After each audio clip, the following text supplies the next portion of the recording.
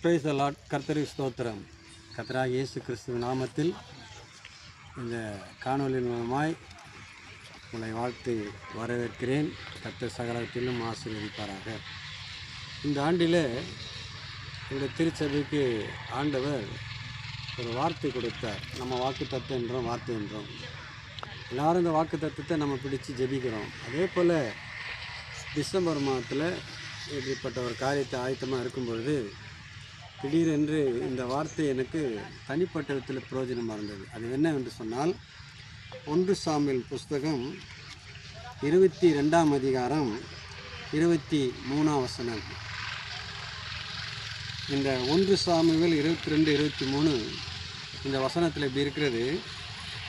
தாவீது என்பவன் அபியத்தார் என்னும் இந்த ஆசாரியன், அதாவது அவங்களாம் ஆசாரிய வகுப்பை சேர்ந்தவங்க. அவங்க அப்பா ஒரு ஆசாரியர், அவர் பிறகு இது அபியத்தார். இது என்ன சுச்சுவேஷன் நான் சொல்கிறேன். அப்போ தாவீது அபியத்தார் என்ற ஆசாரியனுக்கு சொல்கிற ஒரு வார்த்தை, நீ என்னிடத்தில் இரு, பயப்பட வேண்டாம், என் பிராணனை வாங்க தேடுவேன், பிராணனை வாங்க தேடுவேன், நீ என் ஆதரவில் இரு. இந்த 2 வார்த்தை, நீ என்னிடத்தில் இரு, நீ என் ஆதரவில் இரு, இந்த வார்த்தை தான் ஆண்டவர் கொடுத்தார் பாருங்கள். எனக்கு ரொம்ப பிளெஸ்ஸிங்காக இருந்தது. நீ என்னிடத்தில் இரு, என் ஆதரவில் இரு. இதை நல்லா கவனிக்கணும். தாவீது அபியத்தர் என்ற ஆசாரியனுக்கு சொல்லுகிற ஒரு வார்த்தை. தாவீது என்ற அர்த்தத்துக்கு பிரியமானவன் இல்லையா, ரொம்ப பிரியமானவன் அர்த்தம்.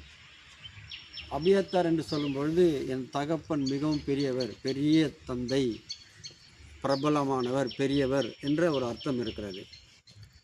ஸோ இப்போ இந்த சுச்சுவேஷன் என்னென்னா, இவருடைய தகப்பன் ஒருத்தர் இருந்தார். அவர் பேர் அகிமெலேக்கு, அபியத்தாருடைய அப்பா அபிமெலேக்கு. அவர் என்ன பண்ணார்னா, தாவீது எப்பவுமே அவர் நாடோடி மாதிரி வாழ்ந்துட்டு இருக்கிறார். ஏன்னா சவுலால் அவருக்கு பெரிய பிரச்சனை. சவுல் எப்படியாவது உயிரை வாங்கணும்னு பார்க்குறான். அப்போது அகிமெலேக்கு என்ற பிரதான ஆசாரியர் திடீர்னு தாவீது என்ன பண்ணுறாரு, தேடி வர்றார். இந்த நாட்களில் நோ பட்டணம் ஆசாரியர்களுக்கெல்லாம் மானியமாக பிரித்து கொடுக்கப்பட்ட சுதந்திரம். ஆசாரியர்லாம் அங்கே தான் இருப்பாங்க, நோ பட்டணத்தில். அந்த பட்டணத்தை சேர்ந்தவர் தான் அகிமெலேக்கு. அப்போது தாவீது அங்கே போகிறாரு அகிமெலேக்கை தேடிக்கிட்டு. அப்போ அகிமெலேக்கு பயப்படுறாரு, என்ன நீங்கள் வண்டியாக வரீங்களா அப்படின்னு. அவர் கேட்குறாரு, வயிற்றுக்கு பசி எடுக்குது, ஏதாவது இருக்குமா அப்படின்னு கேட்குறாரு. இந்த ஆசார் என்ன பண்ணுறாரு, தேவ சமூகத்தை அப்பத்தை எடுத்து தாவீது கொடுத்துட்டு அதுக்கு மேலே சமூகத்தை அப்பத்தை வச்சிடுறாரு அங்கே. அதுக்கப்புறம் தாவீது சாப்பிட்டு வர சொல்கிறார், ஏதாவது ஆயுதம் இருக்குதான்னு கேட்குறாரு. உடனே என்ன பண்ணுறாரு, ஒரு பட்டயத்தை கொடுக்குறார், ஆயுதத்தை கொடுக்குறார். அப்போ ஆகாரமும் பாதுகாப்புக்காக ஒரு கருவி கொடுக்குறார். இதுதான் அந்த 2 தான் இந்த அகிமெலேக்கு என்ற ஆசாரியன் செஞ்ச தவறு. இதில் என்னென்னா, இந்த காட்சியை தோவேக்கு என்ற ஒருத்தன் அவன் என்ன பண்ணுறான், பார்த்துட்றான். அவன் யாருன்னா யோதோமியன். அவன் இஸ்ரவேலன் கிடையாது. தோவேக்கு என்ற யோதோமியன் இந்த விஷயத்தை பார்த்துட்டான். உடனே என்ன பண்ணுறான்னா, சவுல் ராஜாவுக்கு போட்டு கொடுக்குறான். ஏற்கனவே சவுல் ராஜா தாவீது கொல்லணும்னு பார்க்குறான். இந்த பின்னணி தெரிஞ்சால் தான் நம்ம பார்க்க முடியும். உடனே சவுலுக்கு கோவம் அன்றைக்கு நோ பட்டணத்தில் இருக்கிற 85 ஆசாரியர்களை கொண்டு தீர்த்துட்டான். அதில் தப்பிச்சு வந்தவன் தான் அபியத்தார், அகிமெலேக்குடைய மகன் அபியத்தார். இது பாருங்க, ரொம்ப வேதனையான ஒரு காரியம். இன்றைக்கும் கிறிஸ்தவ சமுதாயத்தில் இல்லை மக்கள் மத்தியில் தோவைக்கு போட்டு கொடுக்குறவங்களாம் நிறைய பேர் இருக்கிறாங்க. அதனால் பாருங்கள், பெரிய இழப்பது ஒரு சாபக்கேடு. ஒன்று கவனிக்கணும், நம்ம இது சரித்திரன்னு பார்க்கக்கூடாது, இது ஒரு சத்தியம் இருக்கிறது. இதெல்லாம் எதுக்கு ஆவியான எழுதிச்சிங்கன்னா, நானும் நீங்களும் தோவைக்கு மாதிரி போட்டு கொடுக்குற மாதிரி இருக்கக்கூடாது. அது ஒரு சாபக்கேடு, நம்முடைய சந்ததிக்கு அது சாபக்கேடு. அதனால் இந்த அபியத்தார் மட்டும் தப்பிச்சு தாவீதுக்கிட்ட ஓடி பயந்துட்டு வரான்.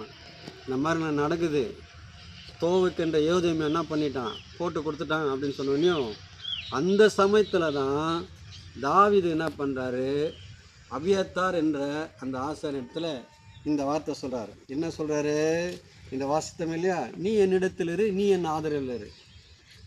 இது சரித்திரம் முடிஞ்சது. அதுக்கப்புறம் தாவீது பொறுமையாக இருந்தார். சவுலுடைய ஆட்டம் க்ளோஸ் ஆகிடுச்சு. அவருடைய மரணம் கேவலமான ஒரு மரணம், பரிதாபத்துக்குரிய மரணம். அந்த சந்ததியே வீக் ஆகி போச்சு.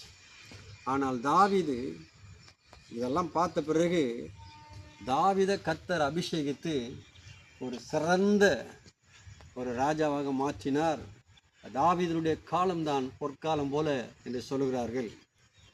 கர்த்தருடைய பிள்ளைகளை இதை கேட்டுக்கொண்டிருக்கிற நீங்களும் நாங்களும் சில நேரங்கள் யாருடைய ஆதரவில் இருக்கிறோம்? நம்ம கர்த்தருடைய ஆதரவில் இருக்கணும், கர்த்தரோடு தான் இருக்கணும். அதுதான், நீ என் ஆதரவில் இரு, நீ என்னுடைய ஆதரவில் இருக்கும்போது உனக்கு பாதுகாப்பு. இந்த ஆதரவுன்னு சொன்னால் பாதுகாப்பு, என்னுடைய கட்டுப்பாடில் இரு, என்னுடைய கட்டுப்பாட்டில் இரு, இப்படி நிறைய அர்த்தங்களாக இருக்கிறது. என்னுடைய நிழலுக்குள்ளே இரு, என்னுடைய மறைவுக்குள்ளே இரு என்ற அர்த்தம். அப்போ ஏன் அப்படி ஆதரவுனாக்கா, ஆதரவு வந்து அது பாருங்கள் ஒரு உதவிகரம் போல். ஆகவே என்னுடைய உதவியில் இரு, என்னுடைய பாதுகாப்பில் இரு, என்னுடைய கட்டுப்பாட்டில் இரு என்ற அந்த வார்த்தை சொல்லப்பட்டிருக்கிறது. ஸோ இதுதான் இந்த வார்த்தையுடைய காரியம். ஒரு காரியத்தை சொல்லுகிறேன், நம்ம யாருடைய ஆதரவில் இருக்கணும்னு இந்த நாட்களில் யோசித்து பாருங்கள்.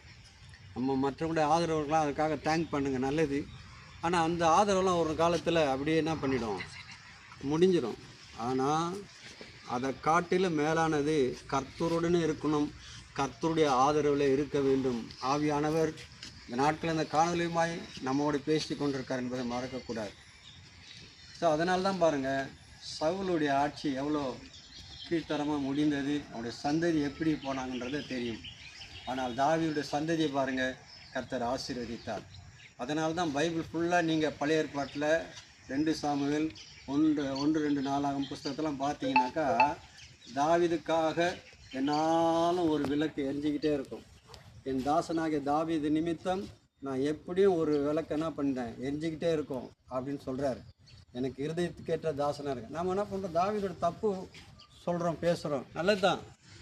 ஆனால் அந்த தப்பு என்றைக்குமே செய்யலை. ஒரு காலத்தில் இருந்தது, கீழே விழுந்து ஃப்ளாட்டாக விழுந்து கத்தர்கிட்ட மன்னிப்பு கேட்குறான், ஜெபிக்கிறான், ஒப்புரவாகிறான்.